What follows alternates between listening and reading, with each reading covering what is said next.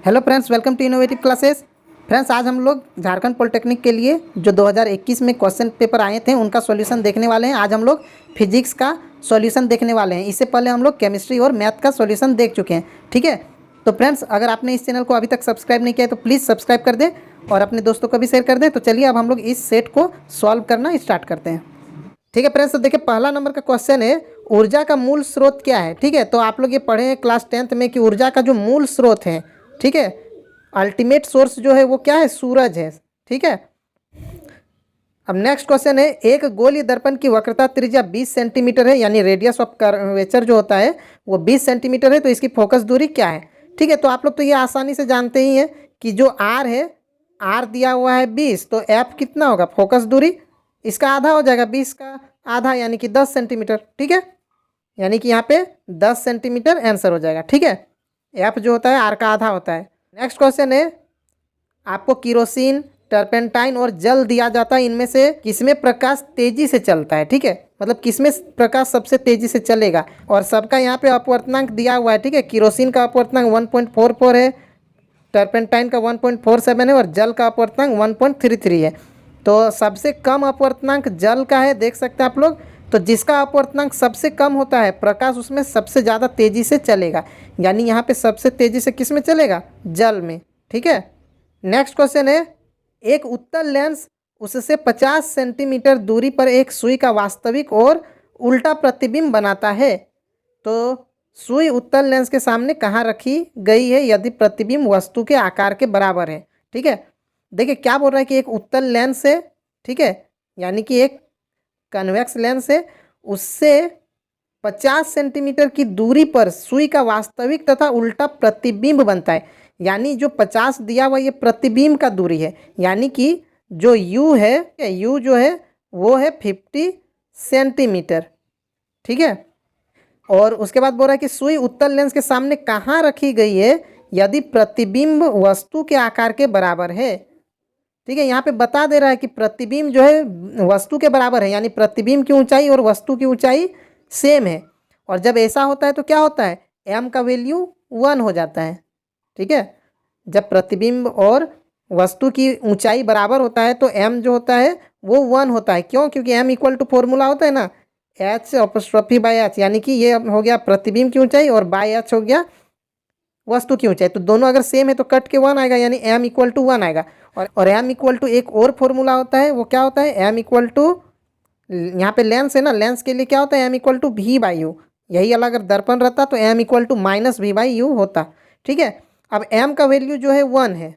ठीक है, m का वैल्यू 1 है, ऐसे 1 नहीं -1 होगा। ठीक है, क्यों, क्योंकि एक उल्टा है एक सीधा है। ठीक है, प्रतिबिंब जो है उल्टा है, यहाँ पे बोला गया है ना, और जब प्रतिबिंब उल्टा होता है तो हम लोग माइनस में लेते हैं, यानी यहाँ पे एक जो, यानी यहाँ जो प्रतिबिंब का ऊंचाई है वो माइनस में रहेगा, इसीलिए m जो है माइनस में 1 आएगा। ठीक है, प्लस में 1 नहीं आएगा, तो माइनस में 1 आएगा। और इक्वल टू, देखिए 50 दिया हुआ है, 50 और बाय में u। ठीक है, अब u यही तो हम लोग को निकालना है ना, तो देखिए जब यहाँ क्रॉस मल्टीप्लाई करेंगे तो u इक्वल टू क्या हो जाएगा, माइनस में 50 हो जाएगा। ठीक है, ठीक है, u जो निकला ये सेंटीमीटर में निकला है। ठीक है, लेकिन ऑप्शन में सारा मीटर में है, तो जब हम लोग 50 सेंटीमीटर को मीटर में चेंज करेंगे, ठीक है, 50 सेंटीमीटर को जब हम लोग मीटर में चेंज करेंगे तो 100 से डिवाइड करना होगा। तो 50 को जब हम लोग यहाँ पे 100 से डिवाइड करेंगे तो यहाँ पे क्या हो जाएगा, 0.5 आ जाएगा। ठीक है, तो यहाँ पे जो ऑप्शन नंबर बी है वो करेक्ट हो जाएगा। ठीक है, अब नेक्स्ट क्वेश्चन है, निम्नलिखित में से किस पदार्थ का प्रयोग लेंस बनाने के लिए नहीं किया जाता है।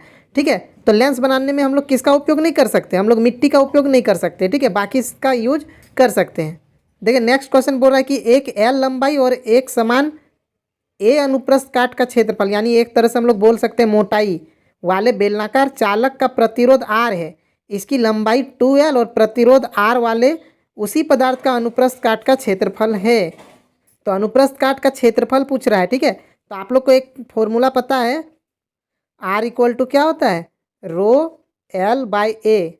ठीक है, यह आप लोग को हम क्लास 10th में जो प्रतिरोध को प्रभावित करने वाले कारक है उसमें हम आप लोग को बता चुके हैं। यहाँ पे हम लोग को क्या निकालना है, ए निकालना है। ठीक है, तो अगर ए यहाँ से हम लोग निकालते हैं तो कौन सा फॉर्मूला आ जाएगा, ए, देखिए ए जब इधर आएगा तो आर से गुणा में हो जाएगा, यानी ए इक्वल टू क्या हो जाएगा, रो एल बाय में ये आर उस साइड जाएगा तो बाय में आर, यानी ये हो गया। ठीक है, अब यहाँ पे देखिए हम लोग को वैल्यू रखना है। ठीक है, तो रो तो वही रहेगा। ठीक है, प्रतिरोधकता जो है सेम रहेगा। तो रो का ऐसे अगर हम लोग यहाँ से फॉर्मूला से रो का वैल्यू निकालते हैं तो क्या निकल जाएगा, रो इक्वल टू हो जाएगा आर ए और बाय में एल। ठीक है, और ये एल का वैल्यू यहाँ पे बोल दे रहा है, एल कितना लेना है, 2L। तो यहाँ पे हम लोग एल को लेंगे 2L। ठीक है, और बाय में यहाँ पे नीचे आर है तो आर, तो यहाँ पे क्या होगा, सो देखिए आर से आर कट जाएगा, एल से एल कट जाएगा, बचेगा क्या 2A। ठीक है, ठीक है, यानी कि यहाँ पे 2A आंसर हो जाएगा। ठीक है, अब नेक्स्ट क्वेश्चन है, एक विद्युत स्त्री का उष्मन तत्व, ठीक है, यानी जो तापन अवयव होता है, जो चीज़ गर्म होता है आयरन में, वो किस चीज़ से बना होता है, तो वो नाइक्रोम का बना होता है। ठीक है, नेक्स्ट क्वेश्चन है, एक विद्युत बल्ब एक 220 वोल्ट के जनित्र से जुड़ा है और विद्युत 0.5 एम्पियर है, यानी यहाँ पे धारा दिया हुआ है। ठीक है, ठीक है, देखिए भी जो है भी दिया हुआ है 220 वोल्ट, और जो आई है यानी विद्युत धारा इलेक्ट्रिक करंट जो है 0.5 एम्पियर दिया हुआ है। तो हम लोग को शक्ति निकालना है, तो शक्ति यानी पावर, पावर इक्वल टू क्या होता है, P इक्वल टू VI। ये तो सीधा सीधा फॉर्मूला है, यानी यहाँ हम लोग को क्या करना है, सिर्फ गुन्ना कर देना है, 220 गुन्ना 0.5। अब इसको हम लोग गुन्ना करेंगे तो 110। ठीक है, और पावर का ऐसा ही मात्रक होता है वाट, यानी 110 वाट आंसर हो जाएगा। ठीक है, तो यहाँ ऑप्शन नंबर बी करेक्ट हो जाएगा। अब नेक्स्ट क्वेश्चन है, विद्युत के चुंबक प्रभाव की खोज किसके द्वारा की गई है। ठीक है, तो देखिए विद्युत चुंबक का खोज जो है ये ऑर्स्टेड के द्वारा की गई है। ठीक है, नेक्स्ट क्वेश्चन है, एक छोटी कैविटी का परीक्षण करने के लिए एक दंत चिकित्सक द्वारा प्रयुक्त दर्पण निम्नलिखित में से कौन सा है। ठीक है, ठीक है, ये आप लोग पढ़ चुके हैं, जो डॉक्टर होते हैं, दांत के डॉक्टर, डेंटिस्ट, वो कौन सा दर्पण का यूज करते हैं, अवतल दर्पण का। ठीक है, यानी सी वाला आंसर जो है करेक्ट हो जाएगा। ठीक है, अब नेक्स्ट क्वेश्चन है, प्रतिरोधकता का एसआई मात्रक या एसआई इकाई क्या है। तो अभी हम बताएं तो प्रतिरोधकता यानी रो, रो इक्वल टू क्या होता है, तो इसके लिए होता है RA/L। ठीक है, अब आर यानी कि प्रतिरोध का मात्रक हो गया ओम, ए जो है क्षेत्रफल है, क्षेत्रफल का होता है मीटर का स्क्वायर, और बाय में लंबाई का होता है मीटर। तो 1 मीटर से 1 मीटर कट गया, यानी कि बचा क्या, ओम मीटर, यानी ओम मीटर जो है वो आंसर हो जाएगा। तो यहाँ ऑप्शन नंबर जो ए है वो करेक्ट हो जाएगा। ठीक है, अब 112 नंबर का क्वेश्चन है, एक विद्युत हीटर के टर्मिनल के बीच का विभवांतर 60 वोल्ट है, जब वह स्रोत से 4 एम्पियर विद्युत धारा को खींचता है, यदि विद्युत विभवांतर को 120 वोल्ट तक बढ़ा दिया जाता है तो हीटर कितनी विद्युत धारा खींचेगा।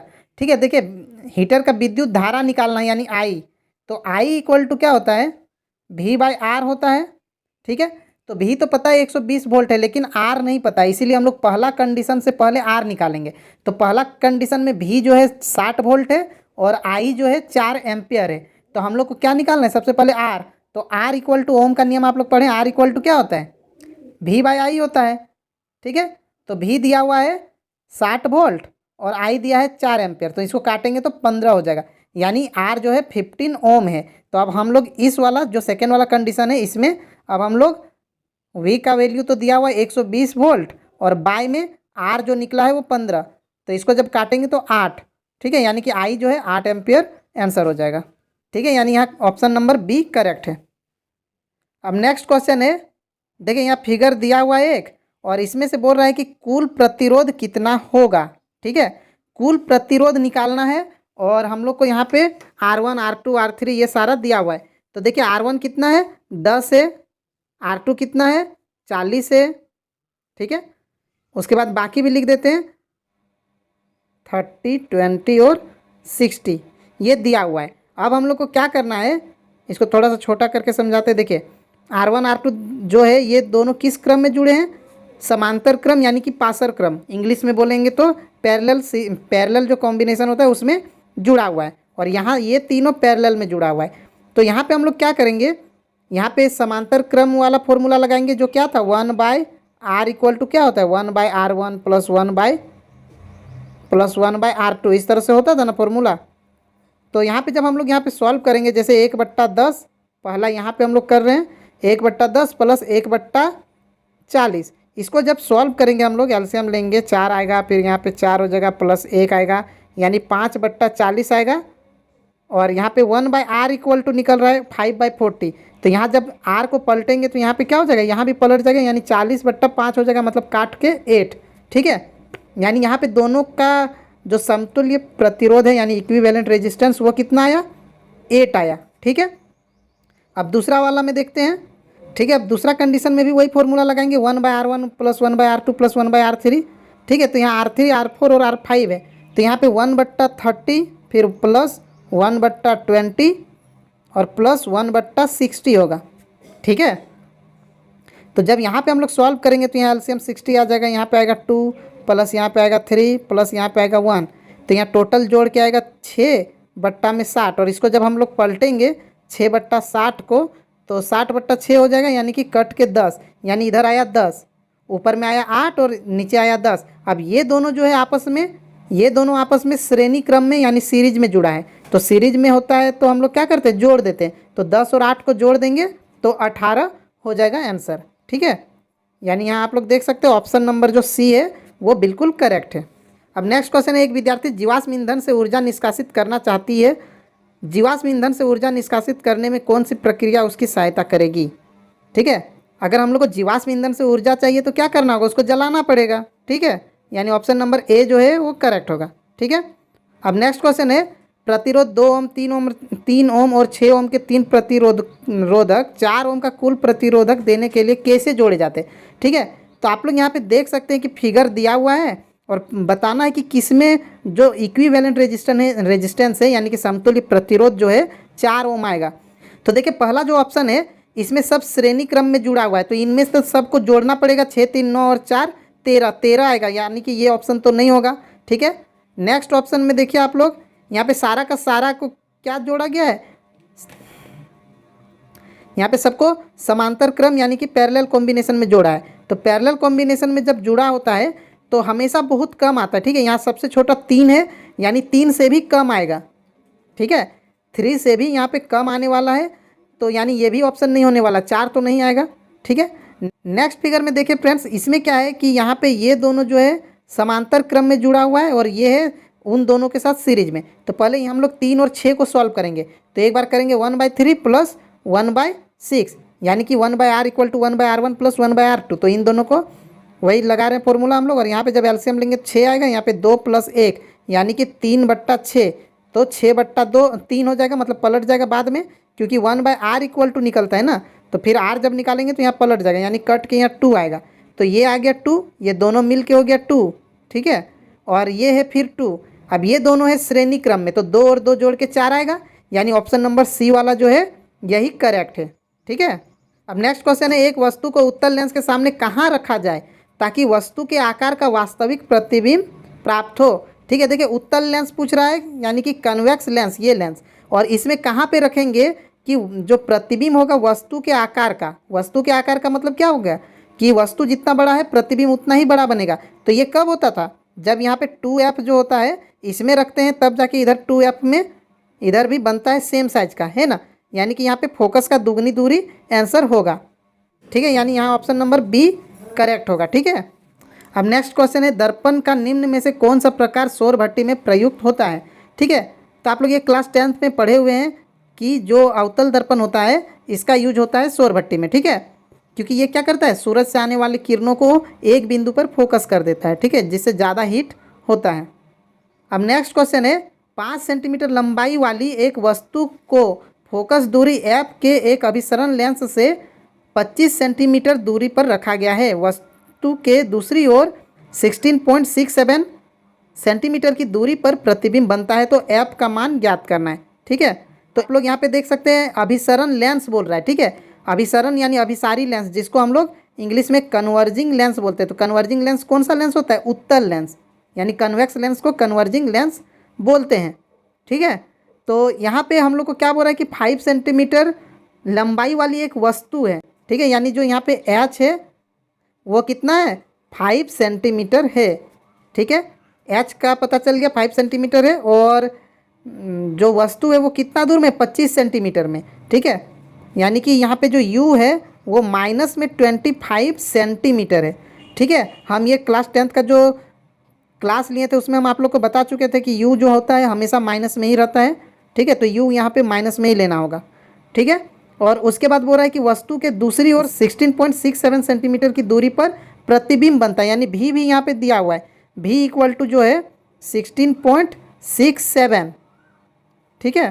तो f निकालना है। तो आप लोग यहाँ पे देख सकते हैं ये लेंस है, लेंस में हम लोग क्या पढ़े हैं, तो लेंस सूत्र में हम लोग 1/f equal to 1/v minus में 1/u, ये फॉर्मूला हम लोग पढ़े हुए हैं, ठीक है। अब यहाँ पे सॉल्व अगर करते हैं तो 1/v जो है 16.67 है और माइनस 1/u, u जो है माइनस में 25 है। तो देखिए माइनस और माइनस प्लस हो जाएगा, यहाँ प्लस कर देते हैं और यहाँ 25 लिख देते हैं, ठीक है। ठीक है, तो देखिए फ्रेंड्स यहाँ पे जब हम लोग एलसीएम लेंगे ना तो ये बहुत ज़्यादा हार्ड हो जाएगा, ठीक है। तो हम लोग एक काम यहाँ पे क्या कर सकते हैं, ये जो 16.67 है इसको हम लोग फ्रैक्शन में लिख सकते हैं, ठीक है। और ये किसका वैल्यू होता है, ये होता है, ये जो होता है ये 100/6 का वैल्यू है, ठीक है। जब 6 से 100 को डिवाइड करेंगे तो 16.66 इस तरह आता जाएगा, मतलब ये जो v है ये 100/6 हम लोग मान लेते हैं, ठीक है। अब जब यहाँ पे हम लोग v का वैल्यू रखेंगे, ठीक है, यहाँ पे इसको हटा दे रहे हैं, ठीक है। यहाँ पे आप देखिए जैसे यहाँ पे 1/v, तो v 1/ है ना, यानी यहाँ पे जो 100/6 है ना यहाँ उल्टा हो जाएगा, 6/100 हो जाएगा। क्यों, क्योंकि 1/v है इसीलिए। फिर यहाँ पे माइनस और माइनस माइनस प्लस हो जाएगा, अभी हम आप लोग को बता दिए 1/v, जो u है कितना, ये 25 है। आप देखिए अब यहाँ एलसीएम लेना बहुत आसान हो चुका है। अब यहाँ पे हम लोग क्या करेंगे, बाय में 100 और ऊपर में हो गया 6 प्लस यहाँ पे आएगा 4, यानी कि यहाँ पे 10/100, ठीक है। 1/f इक्वल टू 10/100, तो f इक्वल टू क्या हो जाएगा, यहाँ उल्टा हो जाएगा 100/10 यानी कि 10, ठीक है। यहाँ पे 10 आंसर हो जाएगा, ठीक है। तो यहाँ जो ए वाला है ऑप्शन प्लस में 10 ये आंसर हो जाएगा, ठीक है। अब नेक्स्ट क्वेश्चन है, सामान्य दृष्टि के मानव नेत्र का दूर बिंदु और निकट बिंदु क्रमशः है, ठीक है। दूर बिंदु और निकट बिंदु बोल रहा है, तो देखिए दूर बिंदु कितना होता है, अनंत, हम लोग अनंत तक देख सकते हैं, और निकट बिंदु कितना होता है 25 सेंटीमीटर, यानी यहाँ ऑप्शन नंबर ए वाला जो है वही करेक्ट है, ठीक है। नेक्स्ट क्वेश्चन है फ्रेंड्स, नेत्र लेंस की फोकस दूरी में परिवर्तन किस कारण से होता है। तो जो नेत्र लेंस में फोकस दूरी चेंज होता है जिसको हम लोग क्या बोलते हैं, उसका समंजन क्षमता, ठीक है, पावर ऑफ अकोमोडेशन कहते हैं ना। तो यहाँ पे किसके कारण होता है, सिलियरी मांसपेशियाँ यानी जो पछमावी पेशियाँ होती है उसके कारण। तो यहाँ ऑप्शन नंबर सी जो है वो करेक्ट होगा, ठीक है। अब नेक्स्ट क्वेश्चन है, निम्नलिखित में कौन सा चुंबक द्वारा आकर्षित नहीं होगा, ठीक है। चुंबक किसको आकर्षित नहीं करेगा, तो देखिए यहाँ ऑप्शन नंबर जो सी है पीतल, पीतल को चुंबक आकर्षित नहीं कर सकता है, ठीक है। अब नेक्स्ट क्वेश्चन है, जब एक सीधा चालक विद्युत वहन करता है तो क्या होता है। अगर एक सीधा चालक है, सीधा तार है, इससे करंट जा रहा है तो इसके जो चुंबक क्षेत्र बनेगा वो कैसा बनेगा, इसके चारों ओर इस टाइप का बनता है ना, इस तरह से गोल गोल चारों तरफ। तो यहाँ पे जो ऑप्शन नंबर ए है देखिए, इसके चारों ओर वृत्तीय चुंबकीय क्षेत्र रेखाएं होती है, वृत्त यानी सर्कल शेप में, ठीक है। यानी यहाँ ऑप्शन नंबर ए जो है वो करेक्ट हो जाएगा। नेक्स्ट क्वेश्चन है, बायोगैस को ऊर्जा का एक अच्छा स्रोत क्यों माना जाता है, जो बायोगैस होता है वो अच्छा क्यों है। तो यहाँ पे देख सकते हैं जो ऑप्शन नंबर यहाँ पे सी है ये करेक्ट होगा, क्योंकि यह धुआं रहित जलता है, ठीक है। क्योंकि बायोगैस को जलाते हैं तो कोई भी धुआं नहीं निकलता है, ठीक है, इसीलिए इसको हम लोग अच्छा स्रोत मानेंगे। नेक्स्ट क्वेश्चन, रिहान पकाने के लिए ऊर्जा के किसी भी स्रोत का प्रयोग कर सकता है, परंतु वह स्रोत से धुएं के उत्पादन से बचना चाहता है, ठीक है। निम्नलिखित में से किस स्रोत को उसे पकाने के लिए प्रयोग करना चाहिए, ठीक है। वो चाहता है कि खाना पकाए लेकिन धुआं ना निकले, तो किसको जलाएगा, तो धुआं नहीं निकलेगा। तो देख सकते हैं कोयला जलाएंगे तो भी धुआं निकलेगा, लकड़ी जलाएंगे तो भी, और पेट्रोलियम जलाएंगे तो भी, यानी यहाँ पे जो विद्युत वाला है इसमें धुआं नहीं निकलता है, ठीक है। तो ये वाला आंसर जो है करेक्ट हो जाएगा। नेक्स्ट क्वेश्चन है, निम्नलिखित में से कौन सी प्रक्रिया एक बल्ब को जलाने के लिए ऊर्जा उत्पादन हेतु सूर्य की ऊर्जा को निष्कासित करने की व्याख्या है, ठीक है। यानी सूरज से जो बल्ब जलता है वो क्या होता है, मतलब उसमें कौन सा ऊर्जा होता है, तो देखिए सौर ऊर्जा को, ठीक है, सौर ऊर्जा को विद्युत ऊर्जा में रूपांतरण, ये वाला ऑप्शन जो है करेक्ट हो जाएगा, ठीक है। अब नेक्स्ट क्वेश्चन है, यदि एक लेंस की शक्ति -2 डायोप्टर है तो इसकी फोकस लंबाई क्या होगा, ठीक है। तो हम लोग फॉर्मूला जानते हैं P इक्वल टू 1/f, और अगर f निकालेंगे तो 1/p, लेंस का क्षमता का जो फॉर्मूला होता है, तो 1/ और p जो है दिया हुआ है -2। अब जब इसको डिवाइड करेंगे तो माइनस में आएगा 0.5 और ये निकलेगा मीटर में, ठीक है, क्योंकि क्षमता में हमेशा f मीटर में रहता है। लेकिन ऑप्शन में मीटर में दिया नहीं है, ऑप्शन में दिया है सेंटीमीटर में। तो 0.5 मीटर मतलब कितना सेंटीमीटर? 50 सेंटीमीटर, ठीक है। और ये माइनस में, इसीलिए यहाँ ऑप्शन नंबर सी जो है ये करेक्ट हो जाएगा, ठीक है। अब नेक्स्ट क्वेश्चन है नेत्रोद और लेंस के बीच का काला खुला भाग, ठीक है, जो ब्लैक ओपनिंग है between the aqueous humour and lens, तो उसको क्या कहा जाता है? तो देखिए, जो हम लोग का आँख होता है इस टाइप से, आँख जो होता है इसमें बीच में काला काला होता है, और इसके बीच में आप लोग देखिएगा फिर एक छोटा सा काला काला रहता है। तो इसको पूछ रहा है, तो ये क्या होता है? इसको हम लोग क्या बोलते हैं? पुतली बोलते हैं, ठीक है, यानी प्यूपिल। तो यहाँ जो ऑप्शन नंबर डी है वो करेक्ट होगा, ठीक है। अब नेक्स्ट क्वेश्चन है तांबे के तार की एक आयताकार कुंडली एक चुंबक क्षेत्र में घुमाई जाती है, प्रेरित विद्युत की दिशा प्रत्येक डैश में बदलती है। तांबे का जो ये है कुंडली, उसको घुमाया जा रहा है, ठीक है, मतलब जो मोटर होता है, जो जनरेटर होता है, उसमें कुंडली इस तरह आयताकार होता है ना, तो इसको घुमाया जा रहा है। तो इसमें क्या होगा? प्रेरित विद्युत धारा की दिशा, यानी यहाँ जनरेटर का बात हो रहा है, तो जनरेटर में क्या होता है? धारा का दिशा हर आधे चक्कर में चेंज हो जाता है ना, यानी यहाँ पे क्या होगा? प्रत्येक आधे घूर्णन में बदलती है, ठीक है। अब नेक्स्ट क्वेश्चन है दोपहर में सूर्य सफ़ेद दिखाई देता है, क्यों? तो देखिए, जो सूरज सफ़ेद क्यों दिखता है? क्योंकि उस समय, दोपहर के समय, जो प्रकाश का प्रकीर्णन है वो सबसे कम होता है, ठीक है। और सुबह और शाम के समय सूरज जो है लाल दिखता है, क्योंकि प्रकाश का प्रकीर्णन हो जाता है, जिससे क्या होता है? सिर्फ लाल वाला हम लोग तक पहुंच पाता है, और बाकी जो है, बाकी जो किरण है यानी जो रंग है वो उनका प्रकीर्णन हो जाता है। लेकिन जो दोपहर के समय है, जो सूरज की किरणें हैं, उनको बहुत कम दूरी तय करना होता है, इसीलिए उनका प्रकीर्णन कम होता है, इसीलिए लगभग सारी किरणें हम लोग का आँख तक पहुँच जाता है, और इसीलिए सारी किरणें मिली हुई रहती है, तो वो श्वेत प्रकाश यानी वाइट लाइट होता है, इसीलिए हम लोग को सफ़ेद दिखता है, ठीक है। यानी यहाँ ऑप्शन नंबर जो ए है ये करेक्ट होगा कि प्रकाश का न्यूनतम प्रकीर्णन होता है। अब नेक्स्ट क्वेश्चन है पदार्थ प्रतिरोधकता रो और लंबाई एल वाले एक तार को दो समान भागों में काट दिया गया, ठीक है, काटा गया है दोनों भागों का प्रतिरोधकता। तो देखिए, प्रतिरोधकता जो होता है वो सेम रहेगा, क्योंकि देखिए इतना बड़ा अगर तार था, मान लिए इसको आधा टुकड़ा में काट दिए, ठीक है, तो प्रतिरोधकता के लिए जो होता है formula rho equal to R A by L, तो यहाँ तो सारा सेम होगा, क्योंकि प्रतिरोध जो होता है तार का, अब तो बराबर, जो लंबाई जो है बराबर है, मोटाई भी बराबर है, तो प्रतिरोध भी तो बराबर ही होगा, क्योंकि एक ही चीज़ से बना हुआ है। क्षेत्रफल भी दोनों का, मोटाई जो है तार का सेम है, और जो लंबाई जो है वो भी तो सेम ही है दोनों का, यानी कुछ भी चेंज नहीं होगा, दोनों का सेम टू सेम निकलेगा, ठीक है। पे जो ऑप्शन नंबर जो डी है यानी ये करेक्ट हो जाएगा, ठीक है, दोनों भागों का प्रतिरोधकता सेम रहेगा, ठीक है। अब नेक्स्ट क्वेश्चन है, देखिए एक वस्तु एक समतल दर्पण के सामने 0.25 मीटर की दूरी पर है, ठीक है, एक समतल दर्पण है, आईना जिसमें हम लोग चेहरा देखते हैं, ठीक है, मान लेते हैं यहाँ आईना है, और इससे सामने एक वस्तु है जो कितना दूरी पर है? 0.25 मीटर, इतना दूरी पर है, यहाँ पे वस्तु है जो 0.25 मीटर दूरी पर है। तो और वस्तु और प्रतिबिंब के बीच की दूरी, ठीक है, देखिए अगर वस्तु जो है दर्पण से 0.5 सेंटीमीटर दूर है, तो उसका जो प्रतिबिंब बनेगा आईना में, वो भी उस आईना से उतना ही दूरी पर होगा, यानी 0.25, मतलब इधर 0.25 और इधर 0.25, यानी दोनों जोड़ के कितना आएगा? 0.50, ठीक है। यानी यहाँ पे जो ऑप्शन नंबर डी है 0.5, क्योंकि 0 लास्ट में लिखते नहीं हम लोग पॉइंट के बाद, तो ये आंसर हो जाएगा, ठीक है। नेक्स्ट क्वेश्चन है शून्य परावर्तन कोण वाले प्रकाश की एक किरण हेतु आपतन कोण है, ठीक है। तो आप लोग परावर्तन का नियम पढ़े हैं कि आपतन कोण और परावर्तन कोण बराबर होते हैं, तो यहाँ बोल दे रहा है कि परावर्तन कोण जो है वो शून्य है, 0 है, तो आपतन कोण भी तो 0 ही होगा, ठीक है। नेक्स्ट क्वेश्चन है एक उत्तल दर्पण द्वारा बने प्रतिबिंब की प्रकृति जब दर्पण से वस्तु की दूरी ध्रुव और फोकल बिंदु यानी फोकस के बीच की दूरी से कम होगी, ठीक है, ठीक है। यहाँ पे बोल रहा है उत्तल दर्पण है। अब उत्तल दर्पण में देखिए, उत्तल दर्पण जो इस टाइप से होता है, इसमें कहीं भी हो वस्तु, यहाँ हो, यहाँ हो, यहाँ हो, या यहाँ हो, कहीं भी हो, हर बार जो प्रतिबिंब है ये कैसा बनेगा?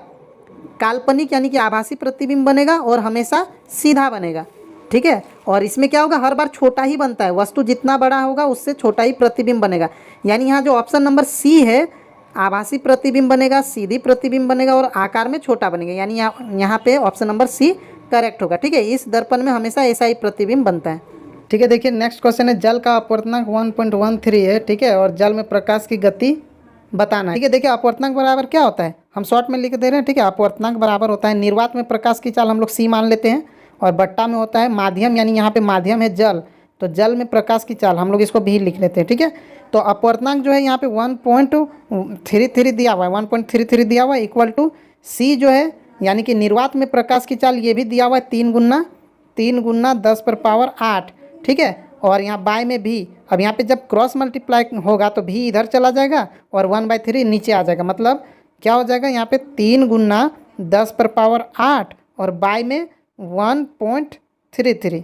ठीक है, अब जब 1.33 से हम लोग इस 3 को सिर्फ डिवाइड करेंगे तो यहाँ पे लगभग 2.2 कुछ आएगा। ठीक है, और गुना में 10⁸8, तो देखिए यहाँ पे 2.2 किस में, ऑप्शन नंबर सी में, तो ये वाला जो ऑप्शन नंबर सी ये बिल्कुल करेक्ट हो जाएगा। ठीक है, अब नेक्स्ट क्वेश्चन है, एक अवतल लेंस की आवर्धन शक्ति है। ठीक है, अवतल लेंस जो होता है यानी कि कनकेव लेंस जो होता है, ये इसका हमेशा फोकस जो होता है माइनस में होता है, एफ जो होता है माइनस में होता है, तो इसीलिए इसका जो पी निकलेगा यानी पावर क्षमता जो निकलेगा वो भी माइनस में ही निकलेगा।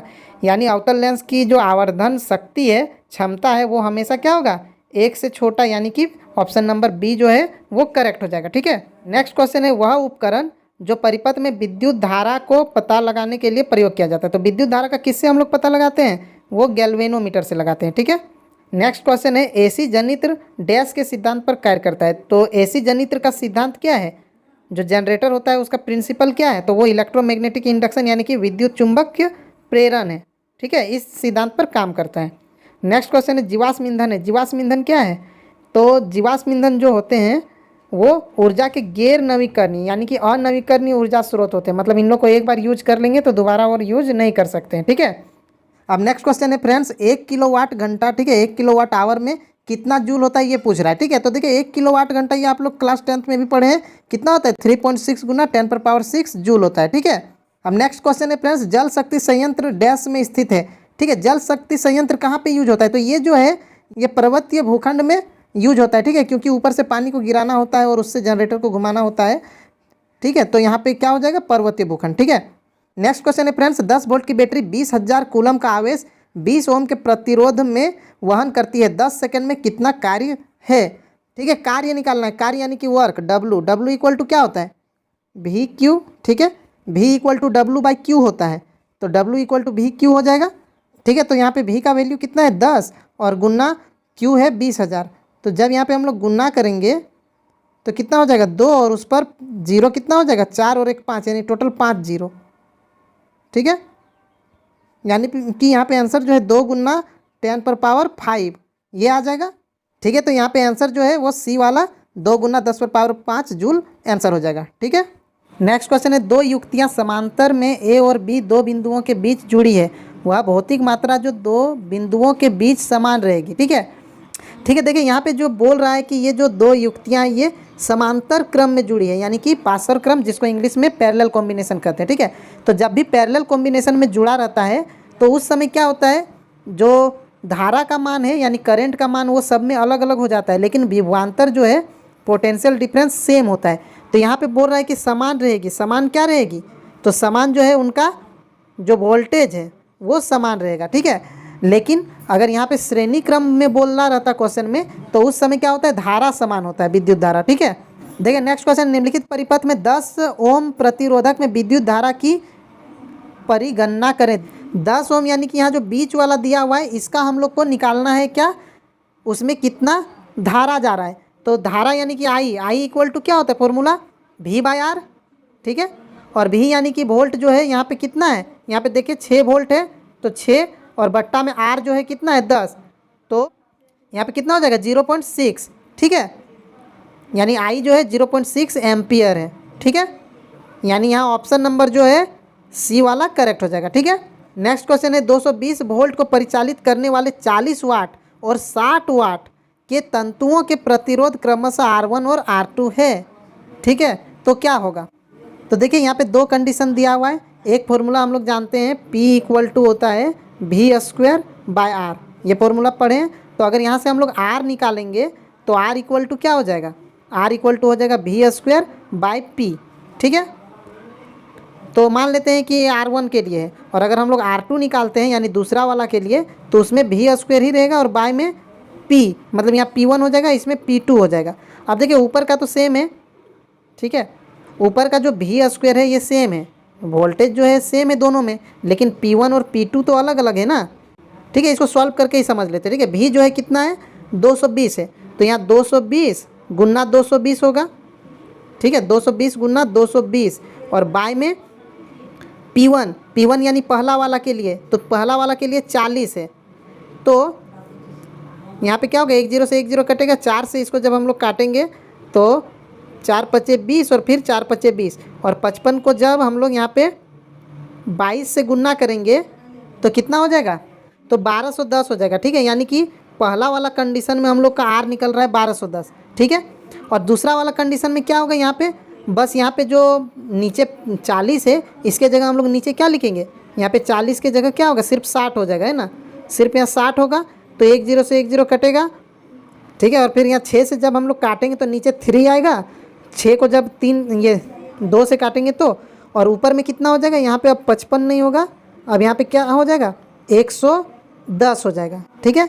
अब देखिए यहाँ पे 110 और यहाँ 22, इन दोनों को जब हम लोग गुना करेंगे तो 2420 आ जाएगा, ठीक है। और इसको फिर डिवाइड करना है 3 से, तो जब इसको हम लोग डिवाइड करेंगे 3 से तो 806 पॉइंट कुछ आएगा, ठीक है।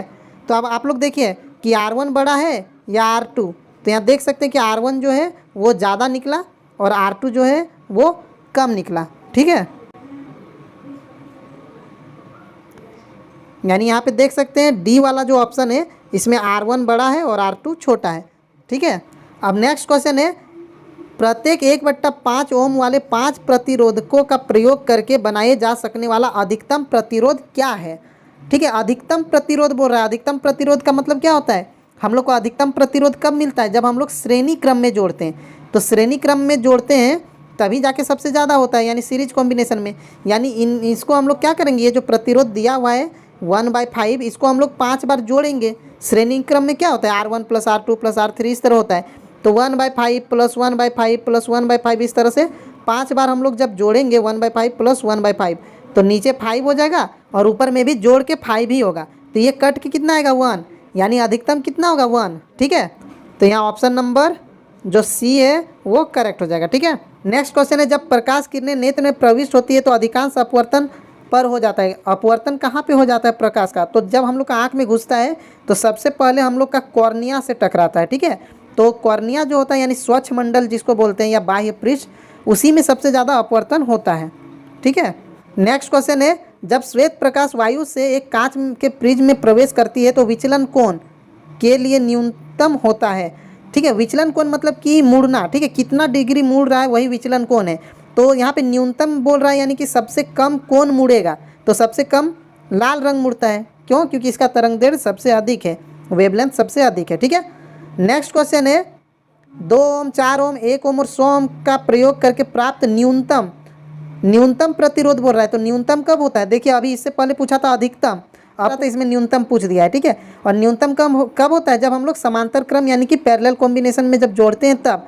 तो यहाँ पे देखिए आंसर जो है वैसे नहीं दिया हुआ है, यहाँ पे आंसर जो है वैल्यू जो है वो करेक्ट वैल्यू नहीं दिया हुआ है। यहाँ पे पूछ रहा है कि 100 ओम से कम होगा, 2 ओम से कम होगा, 4 ओम से या फिर 1 ओम से। तो देखिए जब समांतर क्रम में हम लोग जोड़ते हैं, जैसे यहाँ पे 2, 4, 1 और 100 है, यहाँ सबसे छोटा कौन है 1, तो जब हम लोग पैरेलल कॉम्बिनेशन में जोड़ेंगे तो जो समतुल्य प्रतिरोध यानी इक्विवेलेंट रेजिस्टेंस निकलेगा वो ये सबसे कम वाला से भी कम यानी 1 से भी कम निकलेगा, यानी 0 पॉइंट कुछ आ जाएगा।